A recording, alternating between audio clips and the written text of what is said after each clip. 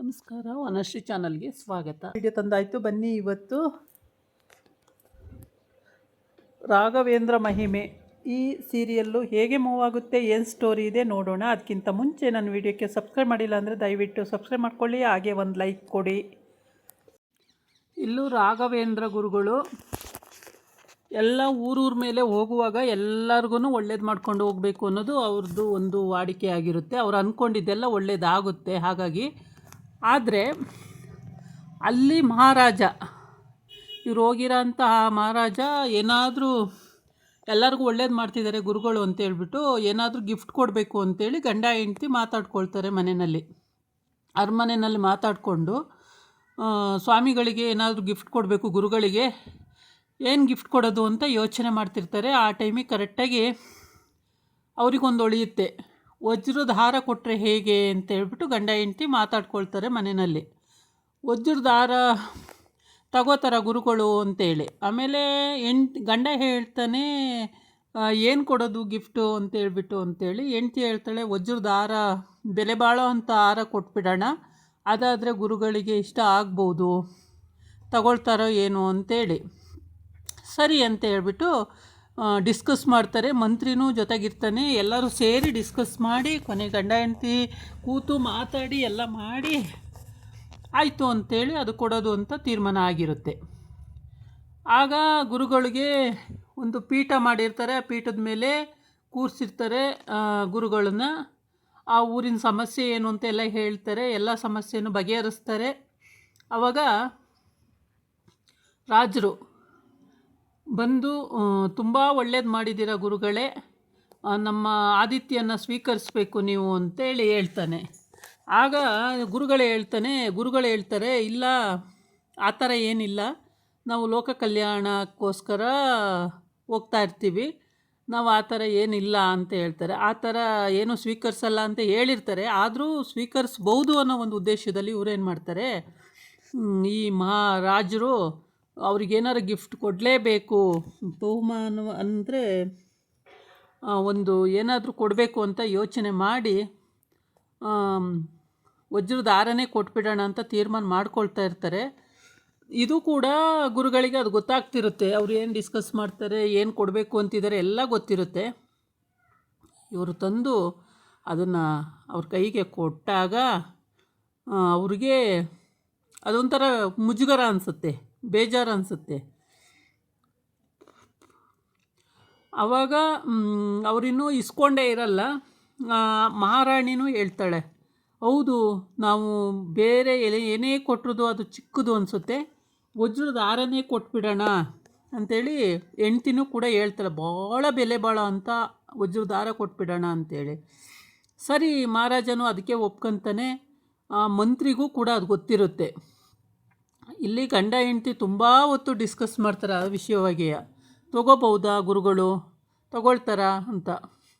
ತಗೋಬಹುದು ಸ್ವಾಮಿ, ತಗೊಳ್ದಲ್ಲೇ ಏನು ಮಾಡ್ತಾರೆ, ತಗೋಬೋದು ಅನಿಸುತ್ತೆ, ಕೇಳೋಣ ನೋಡೋಣ ಅಂತ ಹೆಂಡ್ತಿ ಹೇಳ್ತಾಳೆ.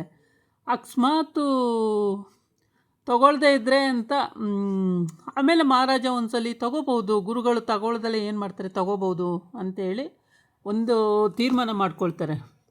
ತೀರ್ಮಾನ ಮಾಡಿಕೊಂಡು ಇಲ್ಲಿ ಬರ್ತಾರೆ. ತಗೊಂಡು ಅವ್ರದ್ದು ಅನುನಾಯಿಗಳಿರ್ತಾರಲ್ಲ, ಅವ್ರ ಹತ್ರ ವಜ್ರದ ಹಾರ ಕೊಟ್ಟಿದ್ದಾರೆ ಮಹಾರಾಜರು, ಸ್ವೀಕರಿಸಬೇಕು ಅಂತ ಕೊಡ್ತಾರೆ ಗುರುಗಳಿಗೆ ಅದನ್ನು ನೋಡಿದ ತಕ್ಷಣ ಮುಖ ಒಂಥರ ಆಗಿಬಿಡುತ್ತೆ. ಈ ಹಾರನ ನಿಮಗೆ ಬಹುಮಾನವಾಗಿ ಕೊಟ್ಟಿದ್ದಾರೆ ಸ್ವಾಮಿ, ನೀವು ತಗೋಬೇಕಂತೆ ಗುರುಗಳೇ ಅಂತ ಹೇಳಿಕೊಟ್ಟಾಗ ಅದನ್ನು ನೋಡಿ ಅವ್ರಿಗೊಂಥರ ಅನಿಸುತ್ತೆ. ಅವರು ಏನು ಮಾಡ್ತಾರೆ ಅಂದರೆ, ಅಲ್ಲಿ ಯಜ್ಞ ಉರಿತಾ ಇರುತ್ತೆ, ಅಲ್ಲಿ ಬಂದು ಅದರೊಳಗಡೆ ಹಾರನ್ನು ಹಾಕಿಬಿಡ್ತಾರೆ. ಇದು ಕೈಯಲ್ಲಿ ಇಟ್ಕೊಂಡು ಬಂದು ಹಾಕಿದ ತಕ್ಷಣವೇ ಎಲ್ಲರೂ ಮುಖ ನೋಡ್ಕೊಳ್ತಾರೆ. ಮತ್ತು ಏನೋ ಒಂಥರ, ಅಯ್ಯೋ ದೇವರೇ, ಬೆಲೆ ಬಾಳ ಅಂತ ವಜ್ರದ ಹಾರನ ಬೆಂಕಿಗೆ ಹಾಕ್ಬಿಟ್ರಲ್ಲ, ಗುರುಗಳು ಬೆಂಕಿಗೆ ಹಾಕ್ಬಿಟ್ರಲ್ಲ ಅಂತ ನೋಡ್ತಾ ಇರ್ತಾರೆ. ಮಂತ್ರಿಗಳು ಸಹಿತವಾಗಿಯೂ ಎಲ್ಲರೂ ನೋಡ್ತಿರ್ತಾರೆ. ಎಲ್ಲರೂ ಗಾಬರಿ, ಏನೋ ಒಂಥರ, ಅಯ್ಯೋ ದೇವರೇ, ಅಷ್ಟು ಬೆಲೆ ಬಾಳ ಅಂತ ವಜ್ರದ ಹಾರನ ಹಾಕ್ಬಿಟ್ರಲ್ಲ ಬೆಂಕಿಗೆ ಗುರುಗಳು ಅಯ್ಯೋ ಗುರುಗಳೇ ಯಾಕೆ ಹಿಂಗೆ ಮಾಡಿದ್ರು, ಗುರುಗಳು ಯಾಕೆ ಹಿಂಗೆ ಮಾಡಿದ್ರು ಅಂತ ಎಲ್ಲ ಮಾತಾಡ್ಕೊಳ್ತಾರೆ. ಅಲ್ಲಲ್ಲೇ ಪಿಸಿ ಪಿಸಿ ಅಂದ್ಕೊಂಡು ಧೈರ್ಯವಾಗಿ ಯಾರು ಕೇಳೋಕ್ಕಾಗಲ್ಲ. ಮಹಾರಾಜ ಮಹಾರಾಣಿ ಅವರು ಕೂಡ ಅಲ್ಲೇ ನಿಂತಿರ್ತಾರೆ.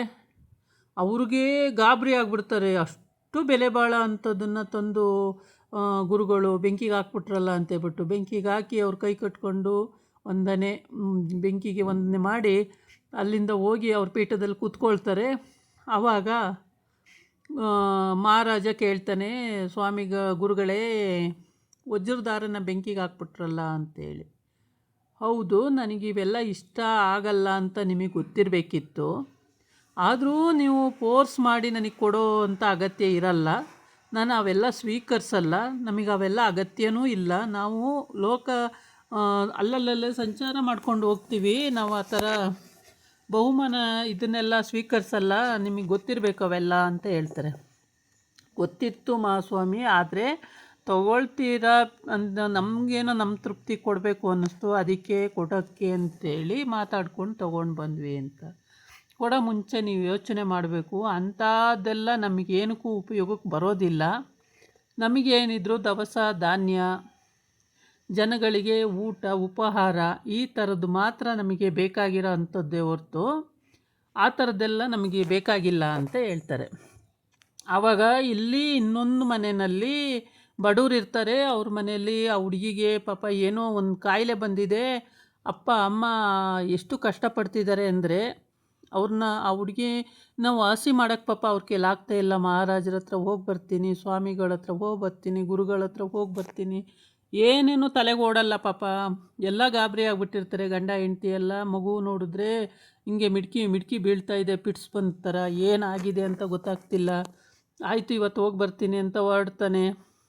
ಮುಂದೆ ಹೋಗ್ತಾನೆ, ಮತ್ತು ಹಿಂದೆ ಬರ್ತಾನೆ, ಮುಂದೆ ಹೋಗ್ತಾನೆ, ಹಿಂದೆ ಬರ್ತಾನೆ. ಅಯ್ಯೋ ರಾಮ, ಏನಾಗಿದೆ ಅಂತ ಗೊತ್ತಾಗ್ತಿಲ್ವಲ್ಲ ಅಂಥೇಳಿ ಅದನ್ನು ಕೂಡ ಗುರುಗಳಿಗೆ ಅದು ಗೊತ್ತಾಗ್ತಿರುತ್ತೆ. ಏನೋ ಮಗುಗೆ ಸೌಖ್ಯ ಇಲ್ಲ ಅನ್ನೋದು ಗೊತ್ತಾಗ್ತಿರುತ್ತೆ. ಆದರೂ ಗುರುಗಳು ಅಲ್ಲಿಗೆ ಬರ್ತಾನೆ ಆ ಮಗು ತಂದೆ.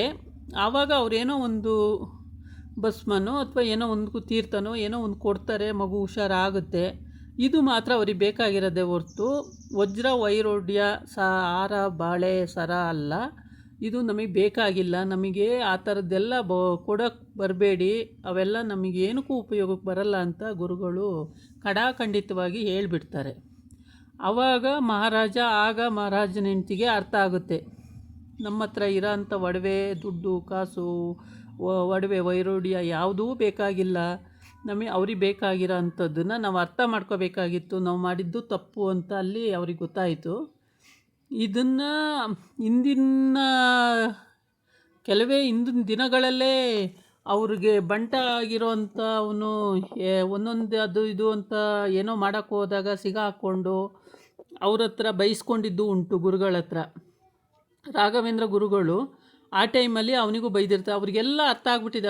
ಅವ್ರ ಸಿಬ್ಬಂದಿ ಏನಿದಾರೋ ಅವ್ರಿಗೆಲ್ಲ ಅರ್ಥ ಆಗಿರುತ್ತೆ. ಆದರೆ ಏನಪ್ಪ ಅಂತಂದರೆ ಈ ಮಹಾರಾಜರ ಹೆಂಡತಿಗೆ ಅದು ಗೊತ್ತಿರಲ್ಲ. ಇದಾಗಿತ್ತು ಇವತ್ತಿನ ವಿಡಿಯೋ. ನಾಳೆ ಇನ್ನೊಂದು ವಿಡಿಯೋ ಜೊತೆ ಬರ್ತೀನಿ. ನಮಸ್ಕಾರ.